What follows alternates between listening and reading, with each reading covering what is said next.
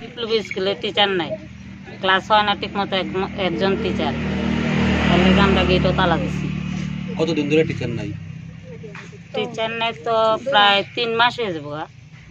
এর মধ্যে headmaster sir Ratan লগা একজন একজন তো তাই তো অসুস্থ থাকে, তাই তো ক্লাস করতে পারে না। একজন মেন্টাল আছে। ছাত্রছাত্রীর সংখ্যা কত? কতজন টিচার আছে? একজন আর একজন মেন্টাল।